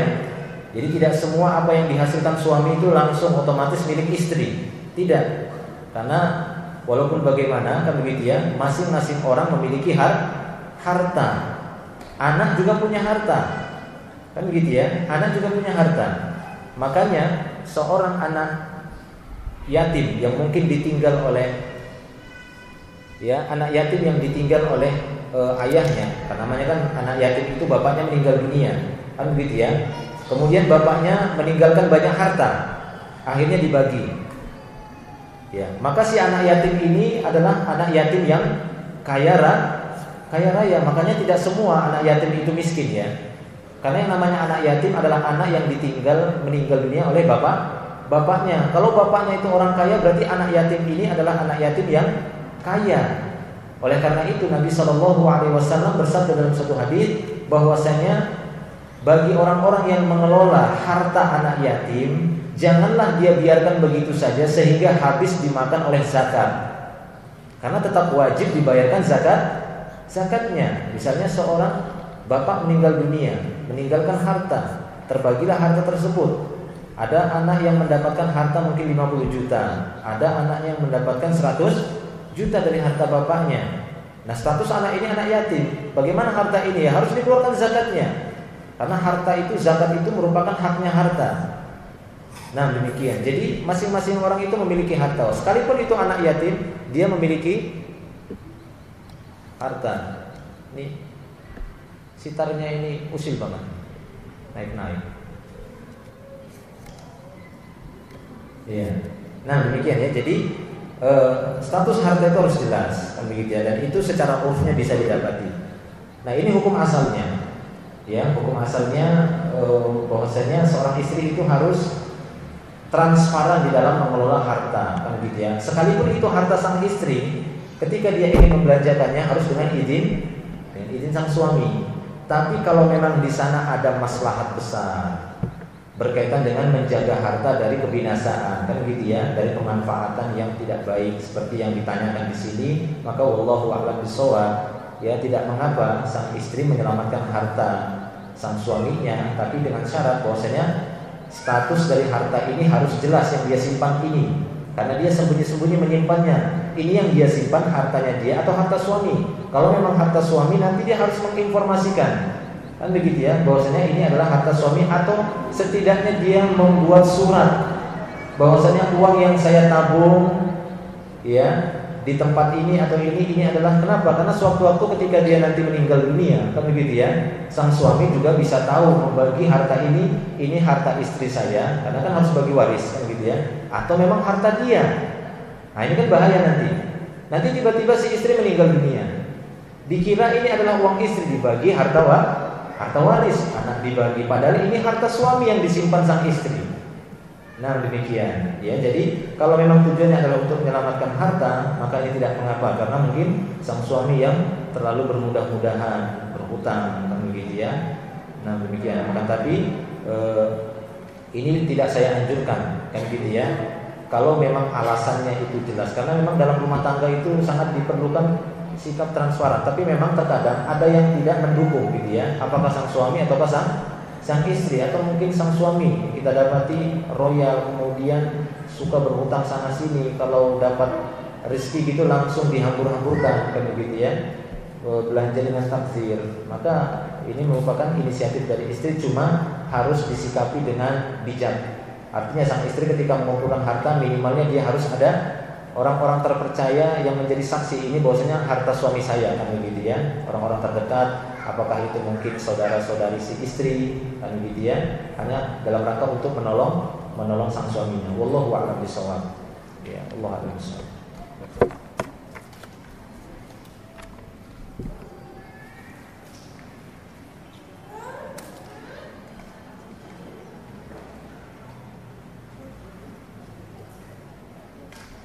Assalamualaikum warahmatullahi wabarakatuh. Waalaikumsalam warahmatullahi wabarakatuh. Bagaimana sikap kita seharusnya terhadap saudara kita yang gemar berhutang? Ada gemar hutang gitu ya, hobi kali ya. Apa hobinya? Hobinya ngutang. Ya, sikap kita seharusnya, bagaimana sikap kita terhadap saudara kita yang gemar berhutang untuk memenuhi kebutuhan pokok keluarganya? Bukan karena tidak mampu, tetapi karena gaya hidup yang keliru, boros. Nah, iya, ini yang bahaya. Dan apakah jika kita membantunya termasuk berdosa? Kalau memang yang ditanyakan ini jelas bukti-buktinya gitu ya, orang ini boros, malas kerja, kan gitu ya, sudah kerjanya begitu, tapi kalau belanja itu ya ampun, kan gitu ya, nggak mau kalah dengan orang lain, mengikuti tren perkembangan zaman, padahal penghasilannya, kan begitu ya, menengah ke samping, masih mending menengah samping, menengah ke bawah, kan gitu ya. Menengah ke samping kan berarti standar lah gitu. Kemudian gaya habis-habisan seperti itu, ya jangan dikasih, kan begitu ya, jangan dikasih hutang. Tapi kita tidak memberinya, ataupun kita memberinya dalam rangka untuk memberikan pendidikan, ini silakan, kan begitu ya, diberi, sesekali diberi. Ini saya kasih, tapi sebenarnya saya tidak mau memberi. Kenapa? Karena saya tahu kamu ini orangnya boros, sudah penghasilanmu demikian, tapi lihat, kenapa kamu harus beli pakaian seperti ini? Kenapa harus makan setiap hari harus begini? Sudahlah penghasilannya itu pas-pasan, tiap hari makannya harus daging terus, kan begitu ya? Ataupun sudah penghasilannya seperti itu, tiap hari harus makan di restoran, kan begitu ya? Ini gaya betul, kan begitu. Mau hutang. Nah, jadi harus kita berikan nasihat kepadanya. Kalaupun dia tetap ngeyel, ya jangan dikasih lagi. Ya, kalau kita tetap memberinya, ya bisa saja kita termasuk orang yang membantu dia di dalam berboros-borosan dalam harta, gitu ya. Jangan. Jadi dilihat dari kondisi-kondisinya masing-masing. Wallahu a'lam bishawab.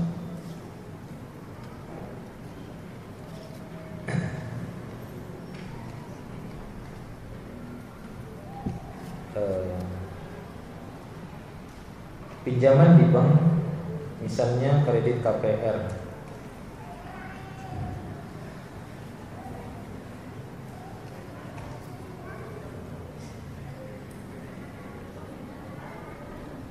Pinjaman di bank, misalnya kredit KPR, rumah ini ya, KPR itu untuk dapat rumah, akan otomatis lunas apabila yang meminjam meninggal dunia. Karena sebelumnya bank telah mengasuransikan debitur, ya debiturnya atau peminjamnya sudah diasuransikan. Jadi kalau meninggal akan dilunasi oleh asuransi, jadi lunas. Pertanyaannya, apakah ini bisa dibenarkan? Tidak boleh, ya tidak boleh akad seperti ini. Kita bukan berbicara tentang hutangnya, tapi akad hutang piutangnya itu, ya. Jadi dilihat dari akad hutang piutangnya tersebut. Karena sejauh yang saya ketahui, kredit-kredit KPR seperti ini di dalamnya tetap ada yang namanya bunga. Ada atau tidak? Ada kan begitu ya. Apabila misalnya tidak jatuh tempo belum, nanti akan ada tunggakan lah istilahnya. Ini kan tambahan namanya dari kesepakatan di awal. Ya, dari modal pokoknya ada tambahan. Berarti apa? Ketika kita setuju, berarti kita setuju dengan praktek riba. Setuju, kita tanda tangan. Saya setuju ya Allah, ini tanda tangan saya. Saya setuju akad ya kredit ini riba, saya setuju. Itu dia bahaya kan begitu ya. Walaupun dengan alasan kan nanti kalau misalnya kita kan berusaha untuk tetap tidak sampai jatuh tempo, nggak kena bunganya. Dan kalaupun kita meninggal dianggap lunas. Ya berdoa aja cepat mati begitu ya, cepat lunas. Tidak boleh gitu ya. Jadi kita lihat akadnya, kita setuju gitu loh. Kecuali tadi memang tidak ada istilah tunggakan itu ya, denda kan gitu ya, denda dari tunggakan itu tidak ada. Jadi benar-benar sesuai dengan harga yang ditentukan. Ya 200 juta dengan kredit ya seperti itu gitu ya. Nah, ini tidak mengapa, tapi di sana ya disebutkan bahwasanya adanya denda. Nah, ini sama saja tambahan namanya. Allahu a'lam.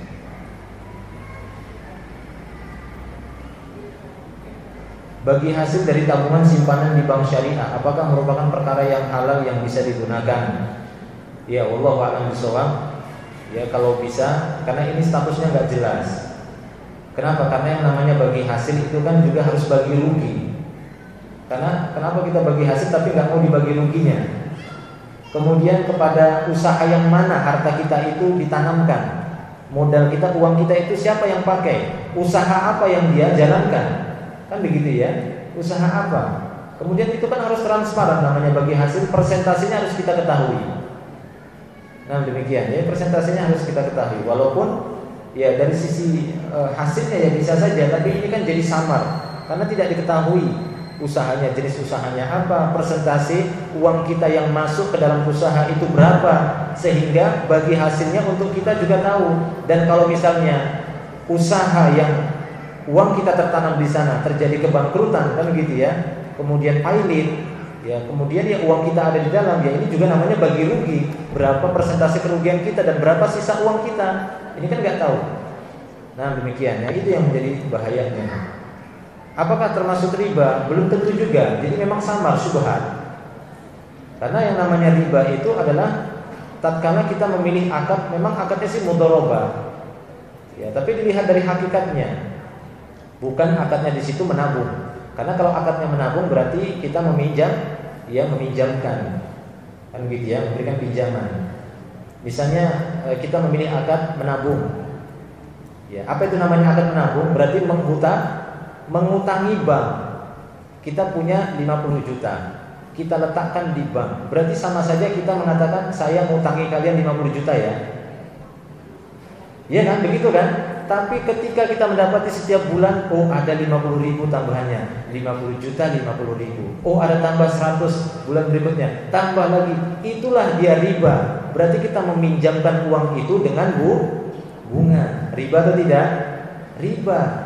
Makanya kalau nabung 50 ya 50 saja sudah. Nah dipakailah dengan mudharabah. Nah cuma masalahnya mudharabah, bener nggak ini uang kita itu dipakai perusahaan A, perusahaan B, perusahaan C? Berapa nilai persentase keuntungan dan berapa persentase kerugian? Kan nggak diketahui, nggak transparan. Iya atau tidak? Iya. Ataukah memang yang kita pilih, oh wadiah Ustaz, saya letakkan 50 juta, yang saya checklist itu wadiah. Apa itu? Nitip. Nah kalau nitip ya kembali kepada hukum wadiah. Apa hukum wadiah? Yang namanya nitip, saya kasih contoh. Misalnya saya punya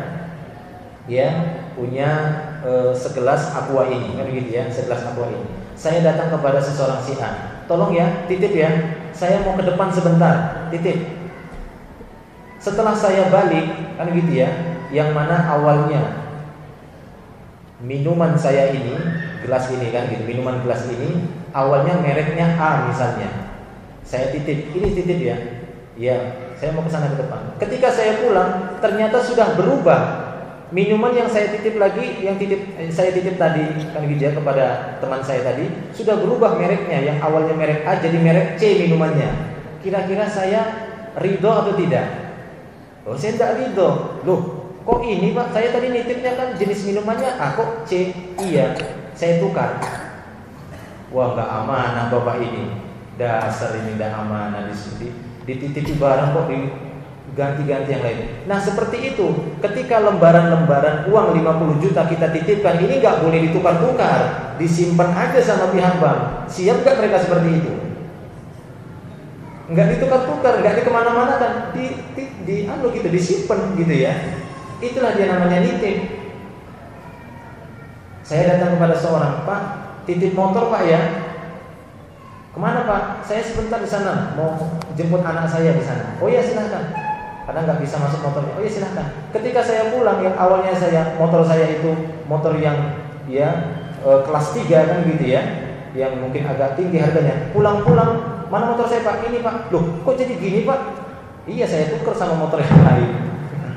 Saya ridho atau tidak? Ini amanah nggak orang seperti ini? Nggak amanah kan begitu ya. Nah itulah dia wadiah. Nah makanya silahkan pilih, begitu ya. Apakah dia bagi hasil? Ini juga harus jelas bagi hasilnya. Lalu bagaimana kita memilih misalnya mudharabah bagi hasil ya? Hasilnya itu jadi nggak jelas, syubhat kan begitu ya, syubhat. Tidak bisa memang kita pastikan riba, tidak bisa juga itu benar-benar bagi hasil.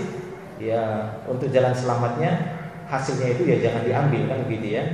Ya diberikan saja kepada orang-orang yang bisa memanfaatkan kepada perkara-perkara yang bermanfaat dari fasilitas umum. Wallahu a'lam bishawab.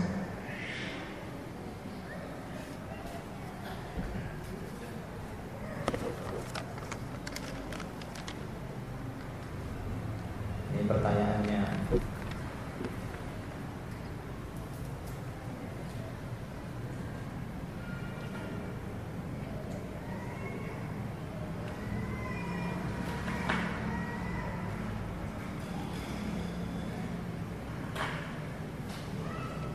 Bagaimana bila tanpa pinjaman atau tanpa kredit?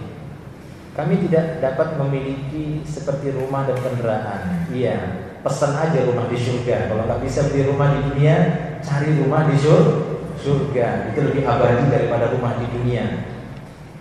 Ya, jadi nggak usah putus asa. Orang-orang punya rumah Ustaz, kita nggak bisa punya rumah juga, penghasilan kita begini. Pesan rumah di surga. Gimana caranya? Banyak caranya dalam Islam kan begitu ya. Atau minimalnya ya taruhlah orang punya rumah di dunia, kita punya dunia dan seisinya. Bagaimana caranya Ustaz? Sholat 2 rakaat sebelum subuh. Iya kan?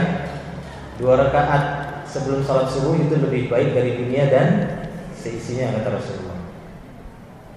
Ya jangan khawatir kan begitu ya. Nah, memang seperti itu Allah Subhanahu wa taala memberikan ya tingkatan di antara kita sebagian dan yang lainnya. Ya qanaah lah dengan apa. Kan enggak mungkin semuanya Allah jadikan menjadi orang kaya dan tidak mungkin juga semuanya menjadi orang yang miskin. Allah Subhanahu wa taala memberikan level-level kehidupan, maka qanaah, merasa puas dengan pemberian Allah Subhanahu wa taala. Karena kan tujuan kita bukan di dunia. Ya, apakah ketika seorang memiliki rumah pribadi di dunia, kemudian rumah itu juga akan abadi sampai di akhirat? Saya mau tanya. Kan tidak kan gitu ya. Rumah ini paling berapalah umurnya? Paling 2 tahun 20 tahun dia mungkin punya rumah pribadi umur 25. Penghasilan besar umur 25. masuk umur 50, apa yang terjadi dengan rumahnya? Apakah sama seperti dia masih umur 25 tahun? Ketika 50 tahun bagaimana rumah dia itu? Wah, barangkali mungkin bisa rumahnya duluan hancur daripada dia duluan meninggal, atau dia duluan meninggal daripada hancurnya rumahnya. Nah demikian. Jadi tidak usah bersedih kan begitu ya. Yang terpenting kita selamat ya, sehingga ketika kita meninggal dunia kita tidak terbebani dengan banyaknya hutang. Apa solusinya Ustaz? Solusinya ngontrak, nyewa rumah. Kendaraan nggak punya juga, masih bisa jalan kaki. Ya, dulu orang tua kita jalan kaki naik turun bukit. Itu kan dulu Ustaz. Ya itu kan sekarang juga. Bagaimana dengan seorang yang berhutang tapi lupa bayarnya, dan yang memberi hutang malu untuk menagihnya lalu mengikhlaskannya? Ya sudah, selesai kalau diikhlaskan. Yang lupa gimana? Yang lupa ya dimaafkan, namanya lupa. Kecuali dia sengaja melupakannya. Makanya dalam satu hadis Rasulullah SAW bersabda bahwasanya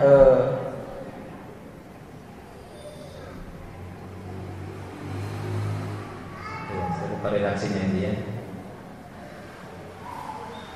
Iya, Nabi SAW bersabda, "Matlul ghina zulmun." Matlul ghina zulmun. Orang yang sudah mampu membayar hutang tapi enggak dia bayar, ini zalim kata Rasulullah. Zalim. Sebenarnya dia sudah mampu, dia utang 100.000 dan Allah Subhanahu wa taala memberikan kemudahan dapat 100.000. Nanti aja. Bilang aja sama dia belum bisa bayar. Kenapa? Saya mau manfaatkan untuk yang lain. Ini zalim orang seperti ini. Ya, akhirnya apa? Kalau gara-gara seperti ini akhirnya dia lupa. Nah, ini berdosa. Berdosa dia, kan begitu ya. Walaupun orang yang dihutangi dia mengatakan malu nagihnya, ya sudahlah, dianggap lunas saja. Kan begitu ya. Tapi kalaupun ada seorang menganggap hutang itu lunas, maka harus dia sampaikan. Ya, harus dia sampaikan karena ini berkaitan dengan akad. Jangan akadnya diam-diaman kan gitu ya. Sudah saya dianggap lunas saja, tapi enggak dia kabarkan. Datangi dia, hutangmu sudah saya lunasi. Loh, saya punya hutang kah?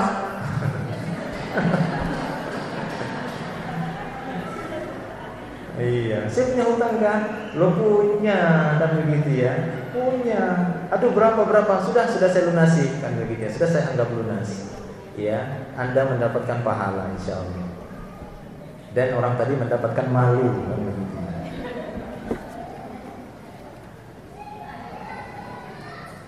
Apakah bagi hasil dari bank syariah halal? Ya itu sudah kita jelaskan tadi. Ya, dibilang bagi hasil juga bukan. Dibilang bunga juga bukan gitu ya, subhan. Riba juga enggak bisa dipastikan kan gitu ya. Jadi subhan ini. Wallahu a'lam bishawab.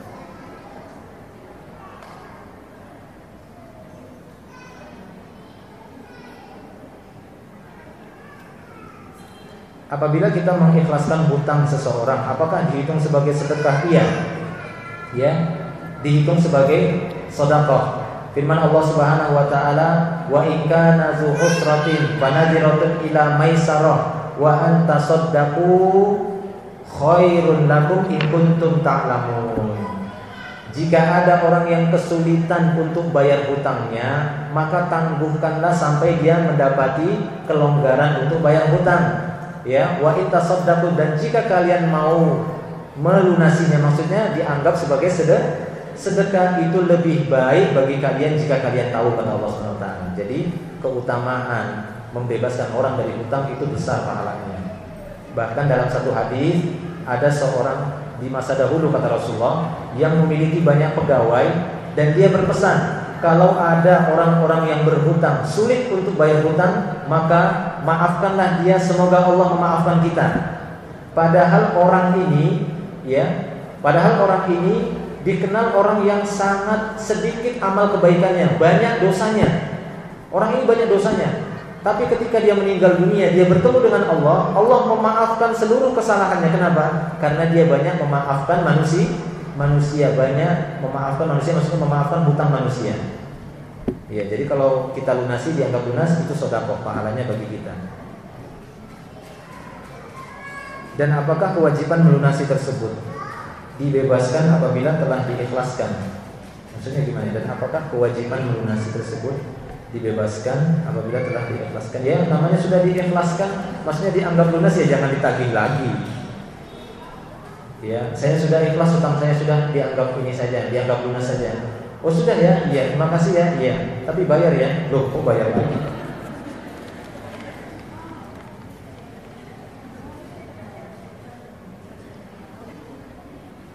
Apakah wajib bagi kita untuk mengingatkan orang yang berhutang pada kita untuk membayar hutangnya ketika jatuh tempo? Iya, bisa dikatakan wajib.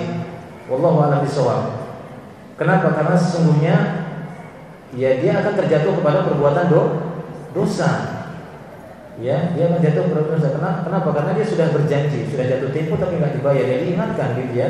Maksud, walaupun nanti dia merasa jengkel kan gitu ya. Terkadang kan rasa jengkel, bahkan marah-marah, bahkan ada yang bertengkar gara-gara itu. Kan begitu ya. Pak, sudah jatuh tempo, hutangnya sudah 3 hari yang lalu atau seminggu yang lalu. Iya saya tahu, tapi nggak dibayar juga. Saya tahu. Ya tidak apa-apa diingatkan. Ya wallahu a'lam, apakah hukumnya wajib ataukah dia mustahab saja? Ya kalau dilihat dari sisi ya perbuatan orang itu dia terjatuh kepada dosa, ya diingatkan supaya dia tidak terus-menerus dalam perbuatan dosa. Wallahu a'lam bishawab.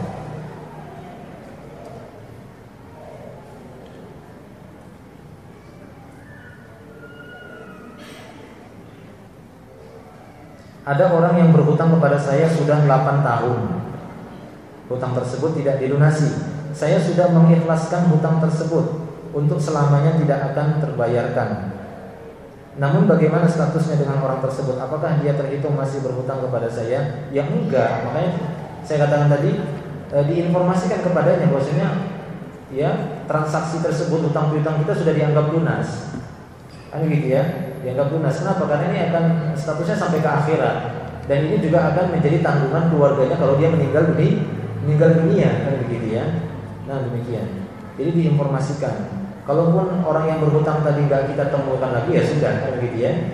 Itu tidak kenapa. Allah a'lam.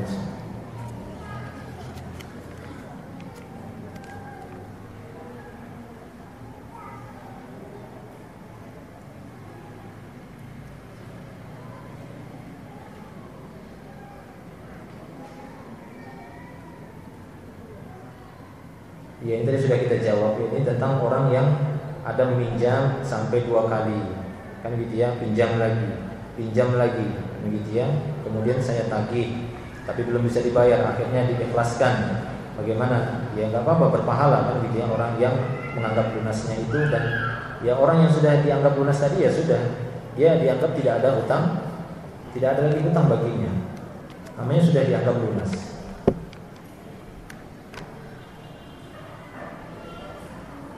Ustaz ingin menanyakan apakah hukumnya membaca Al-Quran wajib dalam keadaan suci dari hadas kecil atau wajib berwudu dulu, karena di saat membawa Al-Quran dan membacanya di dalam perjalanan terkadang kita batal dari wudu kita dan tidak sempat berwudu karena dalam perjalanan. Ya, pendapat yang saya pilih walaupun di sini ada khilaf bahwasanya membaca Al-Quran dalam keadaan wudu itu perkara yang disunnahkan saja, perkara mustahab. Kalau ada seorang membaca Al-Quran tanpa berwudu, maka tidak mengapa dan dia tetap dapat pahala dari huruf-huruf yang dia baca. Wallahu a'lam bishawab. Saya pernah menyebutkan khilafnya ini ya. Nah demikian. Wallahu a'lam bishawab. Jadi tidak mengapa seorang membaca Quran dalam keadaan tidak berwudu. Apakah membeli barang dengan kartu kredit dengan bunga 0% termasuk riba? Ya saya kurang tahu tentang transaksi kartu kredit ini gimana, kan gitu ya. Saya belum mendalaminya. Apakah yang dimaksud kartu kredit artinya dengan kartu itu bebas dia kredit sana kredit sini, kan gitu ya. Hutang sana hutang sini. Ataukah memang dalam kondisi-kondisi yang sangat terdesak sehingga dia menggunakan itu. Dan itu pun untuk mendapatkan kartu kredit itu bagaimana akadnya, kan gitu ya.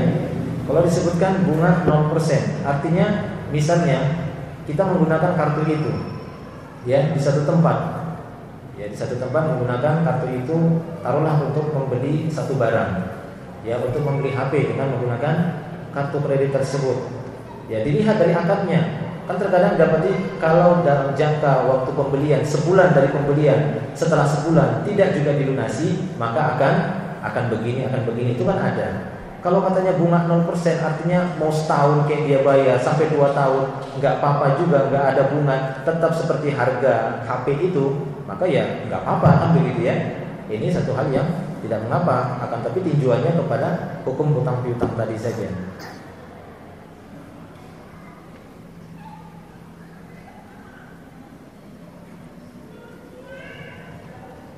Iya, Allah a'lam.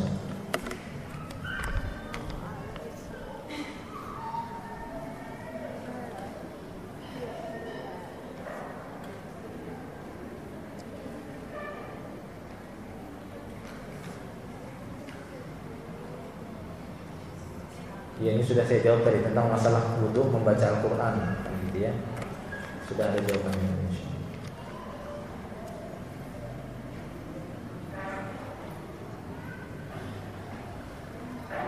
Bagaimana seandainya orang tua yang sudah wafat belum sempat melunasi hutang, sementara ahli waris tidak sanggup melunasinya karena ekonomi yang lemah, maka penguasa yang melunasinya.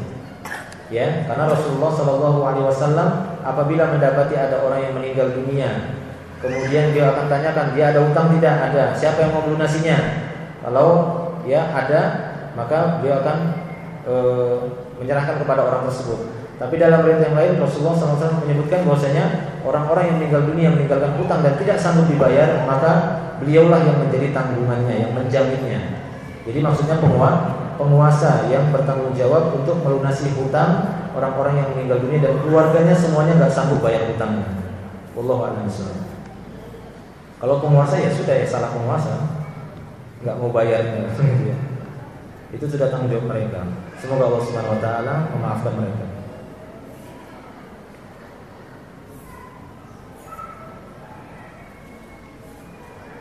Jika kita memberi hutang kepada orang tapi lupa, kita memberi hutang kepada orang yang dihutangi lupa kali ya, yang berhutang itu lupa, dan orang yang berhutang tidak bisa ditemukan. Yang berhutang tidak bisa ditemukan, berhutang gitu ya 100.000 tapi nggak tahu dia kemana, dan tidak berniat membayar hutangnya. Bagaimana sebaiknya? Ya sebaiknya ya termasuk yang terserah yang punya harta, dia menganggap lunas. Kalau orang yang berhutang tadi ya tetap hukumnya hutang kalau memang belum dilunasi. Sampai di akhirat Allah Subhanahu Wa Taala akan membangkitkan mereka, kemudian akan mengadili setiap permasalahan-permasalahan di antara sesama manusia. Kan begitu ya. Mungkin ada 2 orang yang bertransaksi hutang piutang, nggak ketemu kan begitu ya. Yang memberikan pinjaman, yang memberikan hutang juga belum mau dan tidak menganggap lunas, kan begitu ya. Yang berhutang ini juga belum mau melunasi, ya nanti di hari akhirat akan dijadikan pahala dan dosa mereka sebagai tebusan, kan begitu ya. Itu sebagai penggantinya. Wallahu a'lam.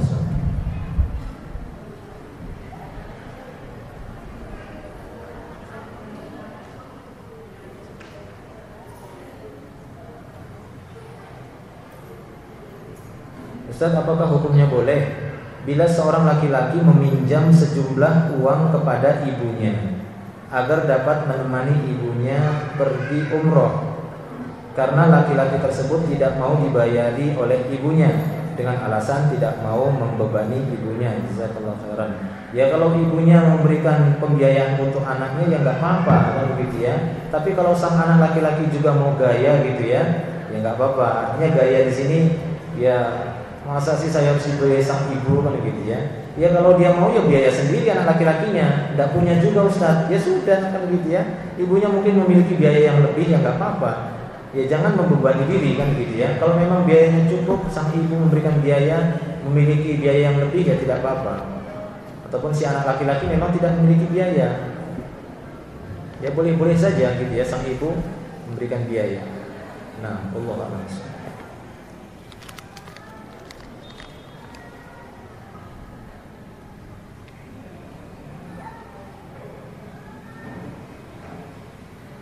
Bagaimana hukumnya kalau kita dapat dompet sedangkan dompet itu ada isinya uang, sedangkan dompet itu tidak ada alamat yang bisa dihubungi? Ya, diiklankan selama setahun. Nanti kan ada ciri-ciri dompetnya ditanya. Jangan diinformasikan berapa uangnya. Diumumkan selama setahun, lewat dari setahun maka digunakan, boleh digunakan. Nanti kalau orang pada berdatangan, itu dompet saya, apa tandanya? Berapa jumlah uangnya? Akan ketahuan. Di mana mengumumkannya? Ya diumumkan di tempat-tempat umum, ditempelkah di pasar, kan ya, di tempat-tempat pengumuman. Ya.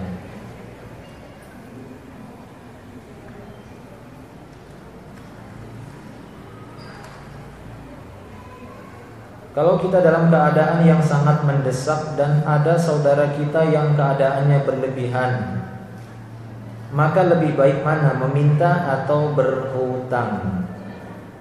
Iya, lebih baik mana, meminta atau berhutang?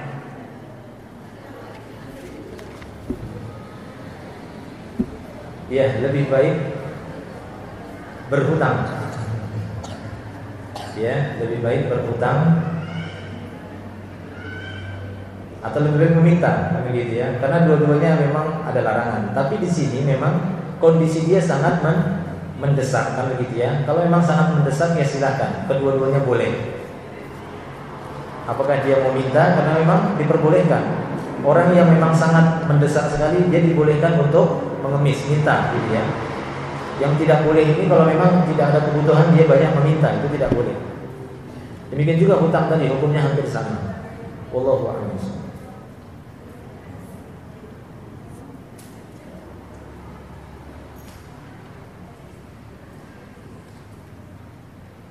Apa hukumnya bagi orang tua yang tidak mau memberi hutang kepada anaknya yang butuh buat makan? Oh, kejam betul orang tuanya. Anak meminjam uang kepada orang tua, apa disebut juga hutang piutang? Iya. Anak kepada orang tua minjam hutang piutang, itu termasuk hutang piutang. Ya. Tapi kalau orang tua kepada anak, maka ngambil saja. Karena anaknya itu sendiri miliknya dia. Kecuali terlalu banyak, kan begitu ya. Ya, jadi orang tua itu tidak perlu sebenarnya minta izin untuk mengambil harta anaknya untuk kebutuhannya, gitu ya, kebutuhan pokoknya. Datang ke rumah anaknya, kemudian dia ambil makanan, dia makan ibunya. Ini sebenarnya tanpa izin tidak apa-apa. Tapi kalau orang tua datang ke rumah anaknya, dia ambil emasnya, kan gitu ya. Sini emasnya, ini nggak boleh. Maksudnya untuk kebutuhan, gitu ya. Tapi kalau anak kepada orang tua harus minta izin. Nah, demikian juga anak kepada orang tua berhutang, ya hutang, gitu ya. Statusnya hutang, piutang harus dibayar. Tapi kalau anak minjem sama orang tua nggak dikasih untuk makan, aduh, masa sih ada orang tua seperti itu? Itu orang tua yang jengkel kali. Ya, dirayu-rayu dong orang tuanya. Tapi ya mungkin kita coba sampai di sini, waktunya sudah hampir 11:30 sudah, ya. Ya mungkin ini saja yang bisa kita sampaikan. Wallahu a'lam bishawab. Ya, mudah-mudahan apa yang kita sampaikan memberikan banyak manfaat bagi kita semua.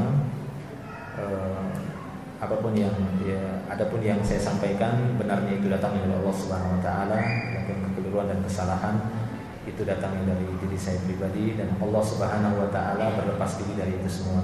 Ini saja. Wa akhiru da'wana alhamdulillah subhanakallahumma wa bihamdik asyhadu an la ilaha illa anta astaghfiruka wa atubu ilaik. Assalamualaikum warahmatullahi wabarakatuh.